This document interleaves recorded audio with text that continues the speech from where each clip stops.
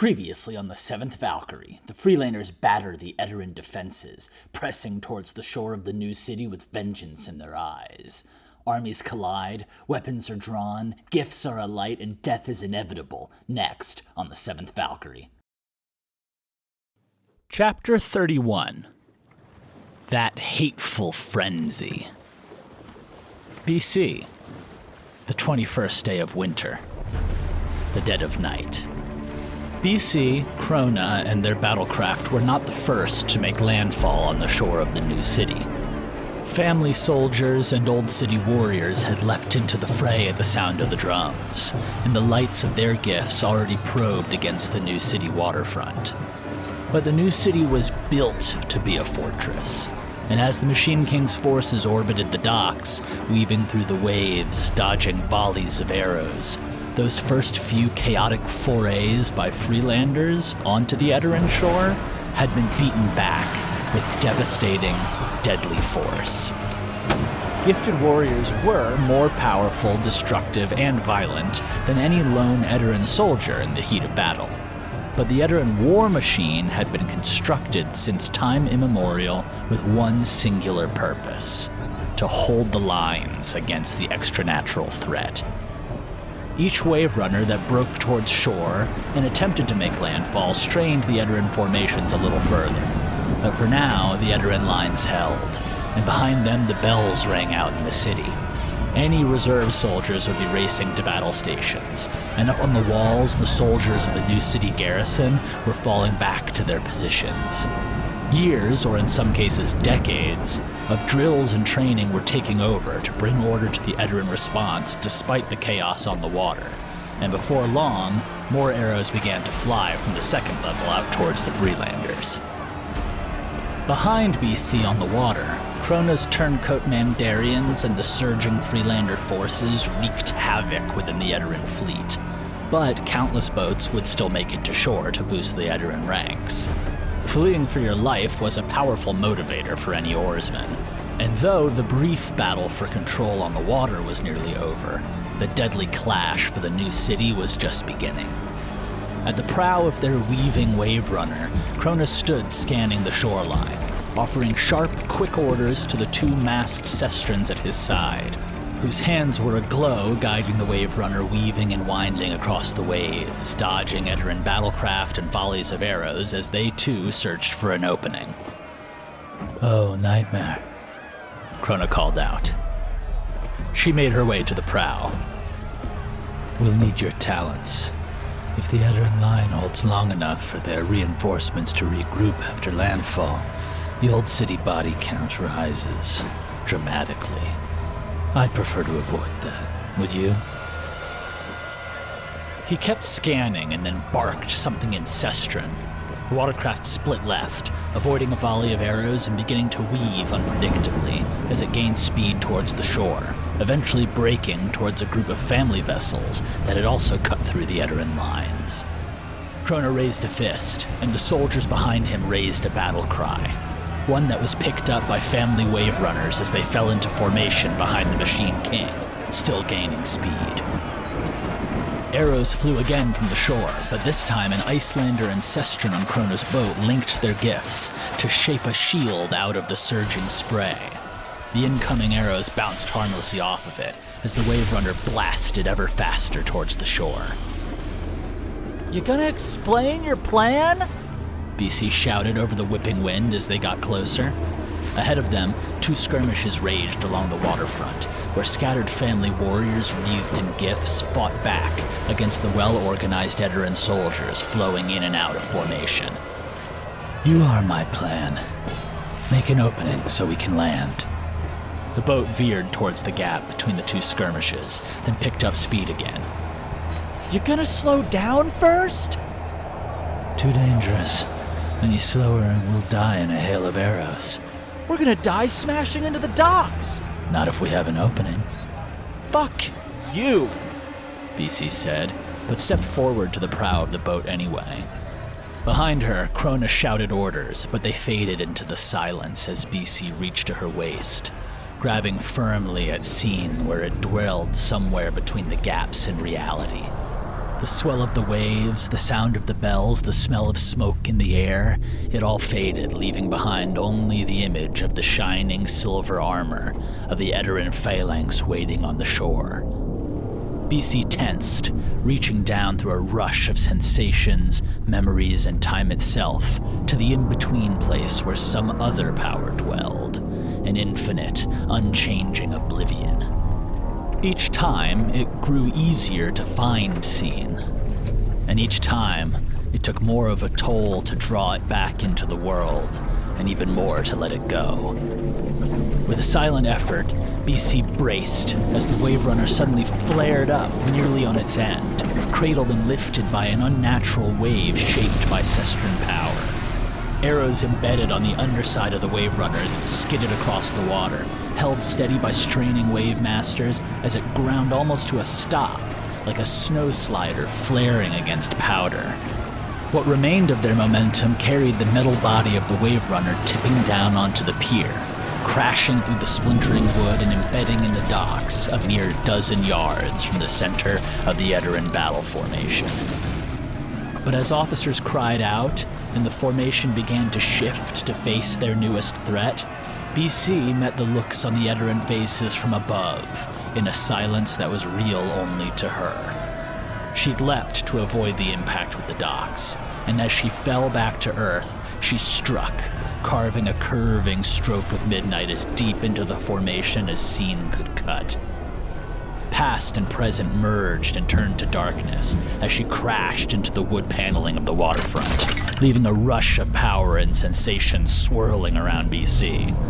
Wind and fire blew in the wrong direction. There were voices of the long dead coming out from the bodies of the still dying, and the melting colors of Freeland forces surged into the black, wrought gap in the Silver Army, straining and then splintering the Edaran lines. One time, BC had fallen while dancing and hurt her knee.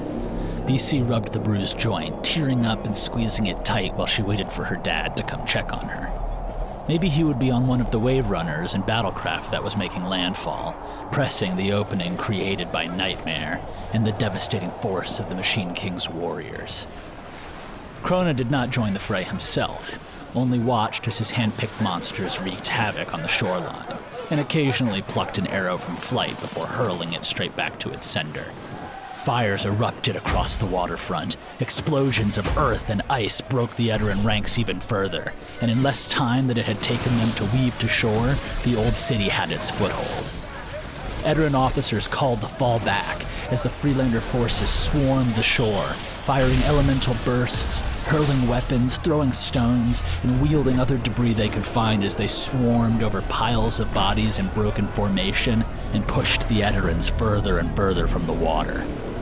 One time, when BC had been younger, she'd accidentally knocked over her mother's beautiful table.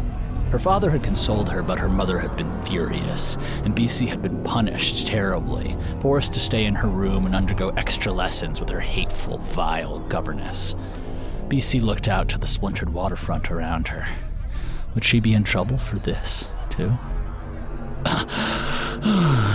Suddenly, BC gasped, snapping back through the blurred decades of wartime memories and her time with Krona, and found herself back in the here and now, as the second line of Edaran defenses engaged, dropping boiling oil and spears and stones from the near 100-foot-tall second level. The battle was just beginning. Out on the water, the family flagships began to approach, and with them came the full force of the Old City and the Erasmus Pact, sweeping systematically through the waters, obliterating the remains of any Edaran vessel that still peeked above the surface. They were aiming right for the opening that BC had created. Crawling along the ground to where the Wave Runner was still embedded in the dock, BC sat back against the grounded vessel and held her head, trying to push back the memories into their right places. Behind each tattered memory lay a more painful one, and another behind that, and all BC could do was hug her knees to her chest and wait for it to subside. Scenes cut across reality had opened some old scars wide open, and right now bracing was all that she could do. The sound of two heavy boots on the pier caught BC's attention. Unfazed amid the chaos of flying arrows and booming gifts, the Machine King strolled over to the Wave Runner, crossing his arms as he stood over her. Sort of an underwhelming sight from the Machine King's symbol of destruction. Wouldn't you agree, Blair? Krona said. Around them, small Wave Runners continued to make landfall ahead of the family flagships. BC made a Teruvian hand gesture to him that was most easily translated to go fist yourself with a fire crystal. But Krona laughed, sitting down next to her. You try dealing with this shit, Krona. Tell me how you feel when you're not sure what decade you're in. She hugged her knees to her chest again. Oh. You haven't used your power like this since you worked with me, have you? He asked. He put an arm on her shoulder. I imagine the void must be running wild, with all of those memories, experiences, and traumas dug up and thrown again into reality. She nodded, and then suddenly slumped against him as the energy went out from her body. To take requires giving, he said, grabbing her hand and then examining her arm. BC's ink-black tattoos pulsed, and as the both of them watched, the tattoos continued to grow, down BC's arms to dwell between her fingers.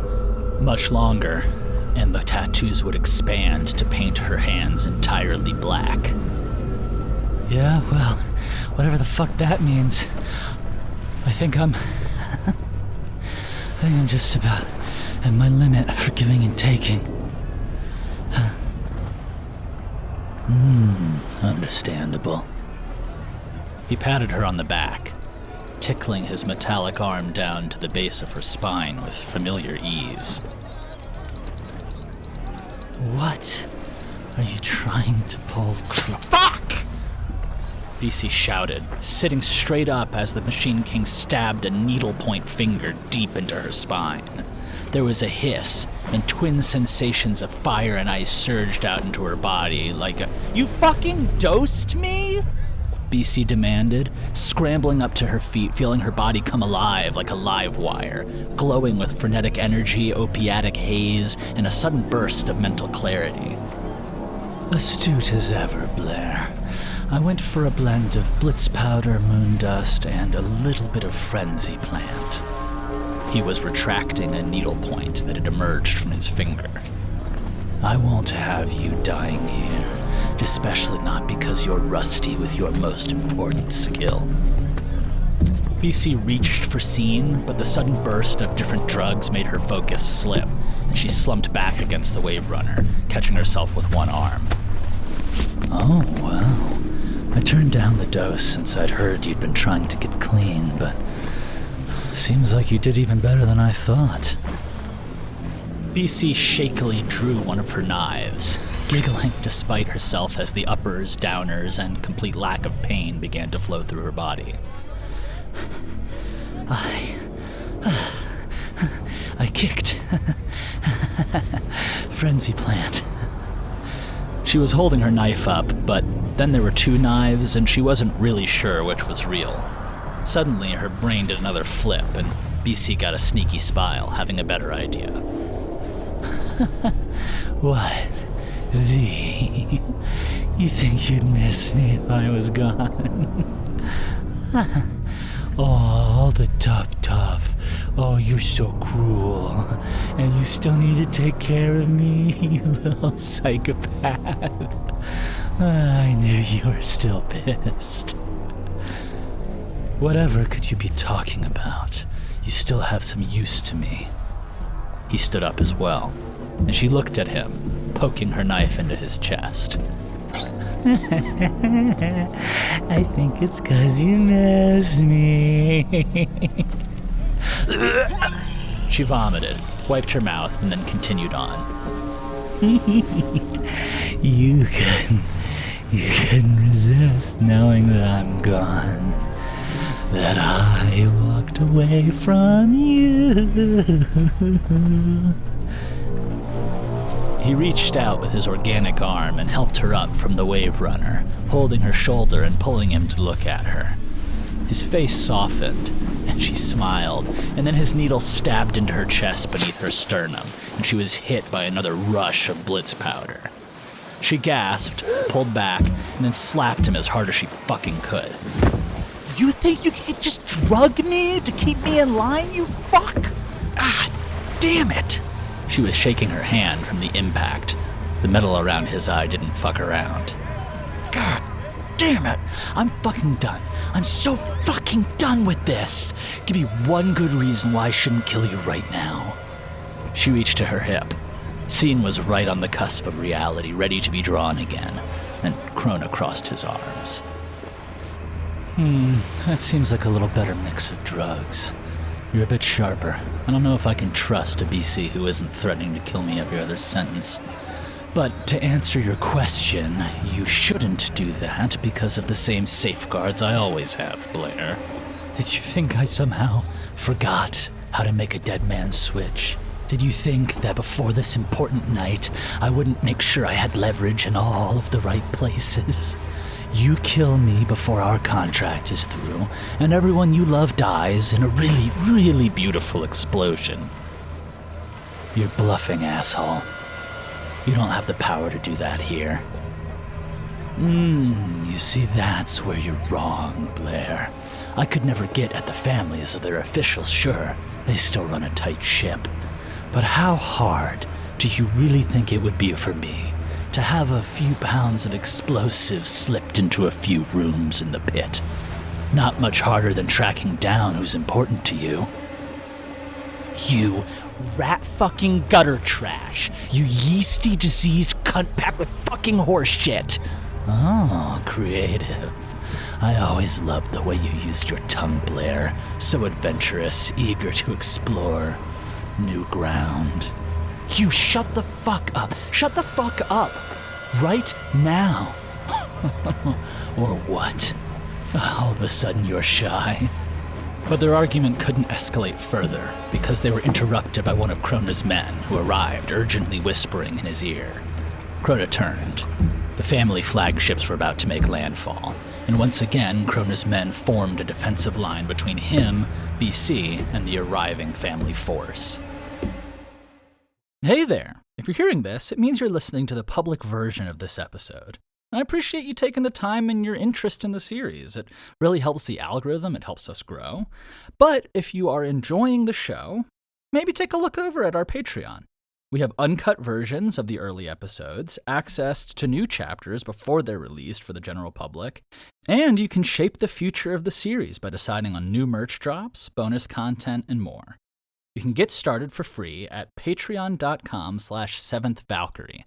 That's patreon.com/7THVALKYRIE.